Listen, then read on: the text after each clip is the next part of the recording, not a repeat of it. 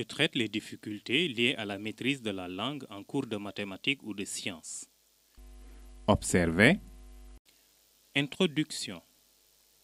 Cette première partie te donnera l'occasion d'analyser une situation de classe concrète.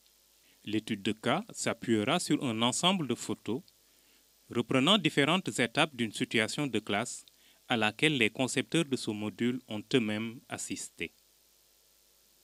Il s'agit d'un cours de sciences dans une classe de CM1, 5e année de primaire en Côte d'Ivoire. Le cours a pour objet les tiges aériennes et les tiges souterraines. Nous te laissons maintenant visionner les photos. Le 15 décembre 2015, les tiges aériennes et les tiges souterraines. Dans une classe de CM1 en Côte d'Ivoire, l'enseignante a prévu de faire un cours sur les tiges aériennes et les tiges souterraines. L'enseignante fait son cours sans matériel concret, en donnant des définitions théoriques et en montrant aux élèves les illustrations du livre.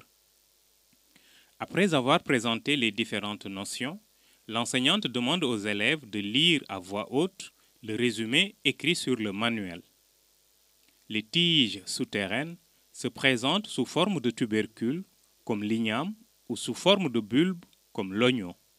L'enseignante écrit une synthèse au tableau et demande aux élèves de la recopier sur leur cahier. Exercice. Cite les types de tiges sur ton ardoise. L'enseignante donne aux élèves un exercice à faire. 6 réponses de quelques élèves. Aériennes et souterraines, les tiges aériennes et les tiges souterraines, les tiges aériennes, les tiges souterraines, les tiges aéries. L'enseignante évalue l'acquisition de la leçon en posant 4 questions. Qu'est-ce qu'une tige? Quels sont les différents types de tiges? Comment se présentent les tiges aériennes? Comment se présentent les tiges souterraines? Voici la réponse d'un élève que nous retranscrivons ci-dessous. 1.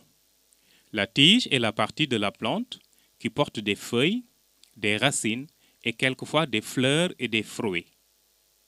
2. Les tiges aériennes et les tiges souterraines. 3. Elles sont dressées, grimpantes ou rampantes. Les tiges dressées sont rigides et peuvent se développer pour donner un tronc. L'exemple, un manguier. Sont des ailes se présentent sous forme de boue, barré, bulbe, comme l'oignon. L'enseignante vérifie l'acquisition des notions de tiges aériennes et de tiges souterraines à partir de plantes qu'elle présente aux élèves en leur demandant de dire si les tiges sont aériennes ou souterraines.